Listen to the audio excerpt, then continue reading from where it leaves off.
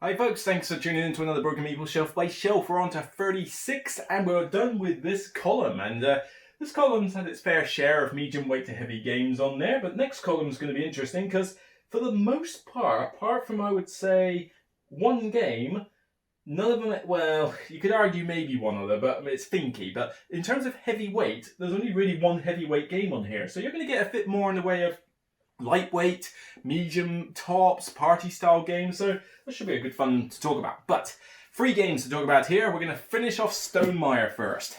Remember how Wingspan and Scythe were basically, like controversial in the fact that, they've got their fans, but they've also got their haters, and I mean in a big way.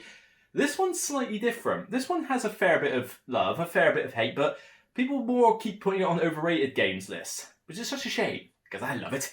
And that is the collector's all-time version of Meier's Viticulture with Tuscany. This was the 2014 collector's set box. I can't even remember what number I am on the thing. I remember ordering it. What am I? Collector's edition 1428 out of 3,700. Yes.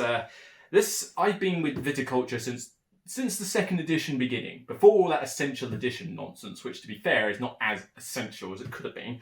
But I started with Viticulture second edition on its own, and I really enjoyed it, but it never really got above, say, 50 to 40 in my top 100. Because as good as it was, I felt it needed a little bit more added and a slightly different board, that kind of thing. Well, this did the trick, because as much as the original Viticulture is great, as soon as you add Tuscany though, oh my god, this thing jumped up to my top 10 favourite games. I love it when you throw in Tuscany. And I don't mean all of Tuscany. I mean, Tuscany Essentials has done away with some of the more silly aspect of this, like doing the olive oil and farming cheese and stuff. But this, it's just gorgeous. I mean, I love the art in this game. It's very pleasant and that, but it's wine. I love wine. I like wine-making games. Case in point, Vinos.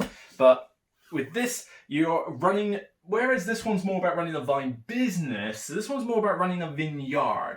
With this one, you are collecting vines, planting them in your fields, growing grapes, aging them, turning them into different wines, and then selling them off to people in particular. But with the expanded stuff from Tuscany in there, you're also gaining influence over Italy in order to gain bonuses and points. And you've also got more actions to do, as well as trading. And the ability, my favourite thing, to build structures where you can build something like a restaurant or a wine cellar or a cafe, a statue even, and these other things not only get you points but give you some special abilities like spaces that only you can use, and in some cases make for some very good paths to victory. I mean, I had one time where I didn't make a single wine for an order. I got a cafe and a restaurant as my 2 structures, which basically wanted me to convert cheap wine and grapes into points. And I just basically ran a little restaurant business. Just basic wine I made in my cellar, and I just ran a little food business. And it won the game, I think. It did pretty well. I like it that those sort of paths open up. But with this, oh yes, I've pimped this out one quite a bit as well. I mean, look at this. I think most of the important stuff is in here rather than the Tuscany box, but... So, of course, I've got everything sleeved and you've got boards, but look what I've done here. I believe I stole this bag from Terra Mystica, the expansion, because I think that's the symbol it used. But this, the lovely metal coins. I love metal coins. Metal coins are so nice when they come with a box or you can afford them, but I think I ended up with 2 sets of these because I used one set in another fantasy style game which uses that same currency because it's just so nice. But look at this. Now, don't ask me how I got them and that. I mean, as far as I remember, it was a long time ago, but I bought, there was a couple of vouchers on for a site called artscow.com. I think it's a US-based printing site. And they had a special offer where I think you could get 20 different items for $20. It was stupidly cheap. Even with the shipping, it was stupidly cheap. And so what I did was I used 2 of those vouchers because it was stackable. And so I grabbed about 40 items for like $40 or so. So I basically pimped out a bunch of games with various baggies that you had on there. So they had designs that people had submitted and you could just print out the bags. So 6 out of my 40 were literally to get color player bags. So each player now has all their wooden pieces in a cool drawstring bag. And I did it for Takinoko, I did it for I can't remember, I did it for so many games, but basically if you see a drawstring bag in any of my games I show you, there's a good chance that if it didn't come with the game, I got it from that site. I don't even know if the site's still running. Clearly I don't think they've had another deal since, but if they do, I'd certainly like to get back on it actually, because that would be good. But yeah, I mean, little cases, and here's a good thing to do in this actually. One thing I will say, a lot of the people who complain about this game do have a valid argument. This is a medium weight game. You accept there's a bit of luck in there as well. And the luck mainly comes from those cards, particularly the visitor cards. Now, I will say, basic viticulture, yes, they are a little bit too swingy. The advanced cards from the Tuscany editions balances it out quite a bit because they give you multiple choices to what the card does. Granted, you won't always have a use for all those choices, but more choices equals you'll probably find some use for it. However, here is a particular top tip for me. I wonder if I can find an example. I don't know, because this box I think just has stuff that I don't use in it, like the old board. That's another thing, yeah, get a new board. I'll see if I can find the boxes for them, because I must have put them in here. So let's get these out. I might have taken away the boxes and just put the cards straight in. I have a feeling that's exactly what I've done. It's a bit of a shame, but basically these visitor cards, look out for a couple of cases that were done as kind of like little mini expansions. One of them I think is called Race to the River Rhine or something like that, and another one is an Uwe Rosenberg specific one. I forget what that's called, but look out for them. It's basically a viticulture mini expansion, and these are official, they're not unofficial ones. And basically what they do is that they give you a new set of visitor cards. So you can either mix and match, or preferably you just take out one set and replace it with an entirely different one.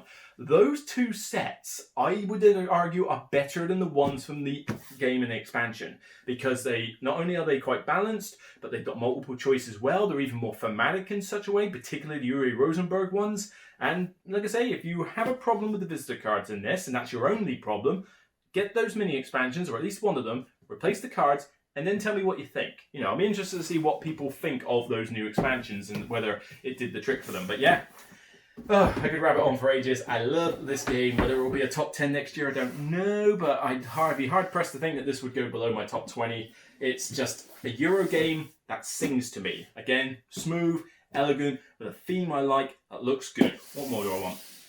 All right, let's take a look at Blam games. Now, Blam coincide with Black Rock Games. I think they're predominantly French, but don't quote me on that. Maybe it'll tell me. Yeah, it does say France on the box. But one thing about French games, as you'll find out in the next shelf, when it comes to artwork, they're almost second to none. I mean, the French artwork that they put on games is beautiful, and these are no exceptions. But we'll start off with a slightly more well-known one, Celestia. Celestia is probably one of my go-to essential games in the collection. I think I'm pretty sure I put it on my essential games list. If not, then what was I thinking? But this thing is a reprint of Cloud 9. It was essentially a game where you were in a hot air balloon and you tried to go as high as you can. It was push your luck. Here it's similar. You're in an airship going to different islands, picking up treasures via points. First to 50 plus wins and who's got the highest. But this was the game where, you know, somebody would have to roll dice and compare it to the cards in their hand to see whether they could fly to the next island. But everybody has a chance to jump out of the ship first. So there's an element of bluffing and push your luck in this. If you're trying to believe you just rolled 2 pirate symbols, do you have the cards to do this? And the pilot can say whatever they like. They can't bail out, so if they can succeed, they want you to bail out. But if they can't succeed, they are going to crash and they want to take every last person on the ship with them. We're kind of evil like that. So it's this great interactive game of everybody psyching each other out, you know, bantering, trash talking, you know, while doing something as innocent as just flying an airship from place to place.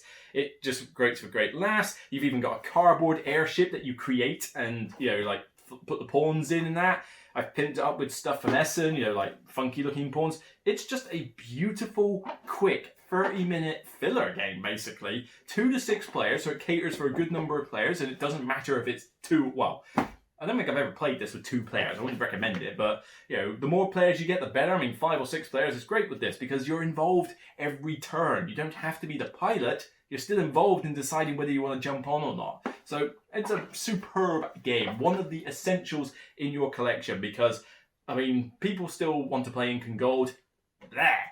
I'm sorry, I am bored to tears with Ink and Gold, okay? I mean, that one is literally play and go for broke. There's no other way to play Ink and Gold. You cannot just do a little bit each time. You have to go for the massive prize, because if you do, you'll pretty much win the game just by that. This, though, bit of a different story, and certainly a lot more interactive. Righty, now this one you might not have heard of. Chakra. And this one, again, Blam Games, quite recent, and for starters, look at it. It's so beautiful. It's just so beautiful with its pink and that. It's almost like a kind of, I suppose you could call it pastel style artwork. I don't know. I'm not an art expert, but you know, like I say, the French just do so nice artwork. But what is Chakra? Well, Chakra is this weird little puzzle game, and granted, it's kind of solitaire for the most part. Although you do have some like taking gems from a central tableau, but other than that, you're kind of just racing against each other. But it's this cool little game where you drag these gems in different columns, you know, all sorts of different colours. And in this column here, you have to dump your gems at the top, or if you use these counters, you can put them in other bits. And what you're trying to do is to synchronize your chakra by, in other words, putting 3 of this coloured gem in their appropriate slots. So 3 blue, 3 green, 3 yellow, 3 orange, 3 red.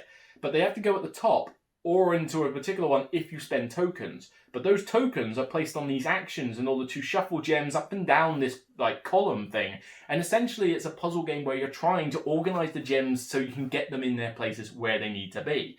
Every time you refresh your tokens, you're wasting a turn, but you do get to see a secret piece of information as to how many points that particular color is worth. So you might have got 3 greens in there. Well done. The green chakra might only be worth a point. But then the 3 yellow that you decided to forego, you reveal later as like, oh, actually that's worth 4 points. I need to actually hurry up and get the yellow chakra sorted. So everybody's got a little bit of information throughout the game that the others don't know. By the end, you'll pretty much know all of them, but the less you've got to refresh, the better. So it's about economy of actions. And I'm making it sound more complicated than it is. It's just a very simple puzzle game. Again, 30 minutes. 45 with slow players, 4 players probably, but 2 to 4 scales very well. In fact, I dare say it's better with less and more. So if this is you're looking for a 2-player game, that's a filler with a very nice, colourful aesthetic and theme, while just basically being a nice little simple puzzle, then give this one a look, because I fear this one has flown under the radar for a lot of people, and you know, not many people look it up when it's on, you know, a table at Essen and that. But no, honestly, give this one a look. It was good enough for me to hang on to it, and if you want even more detail, I did a review on this a good 1.5 years ago, I think, so by all means, look on my channel and check it out. So, that's that column done. What's that, the 5th column in this entire shelf? So, we're already, we're 1/4 of the way into the final Kallax. 3 columns to go, then what's on above, and what's on above in there. People have asked about those. They will be done. The stuff on top will be done in 2 other videos, but no guarantees I'm going to open up every little thing on there. I mean, some of that is heavy wooden crates, okay? It's going to take me a while to be able to open those, so I'll have to see how I do that format. But next up, we are looking at one of my favourite publishers from around the European area. And I butchered the name, but Libellud? I think that's how you pronounce it. I don't think it's Libellud. I think it's Libellud or Libellud. I don't know. But you know, you'll recognise the publisher when I get to it. But I got a whole shelf devoted to them, and then we got a whole shelf to Lookout Games, and then a whole shelf devoted to Repos Production, and then further on we got a little bit of a mixture. So yeah, mostly light party style games actually, which will make a change from the more heavier stuff that I've been doing lately. So I'll see you on that video. Take care. See you soon.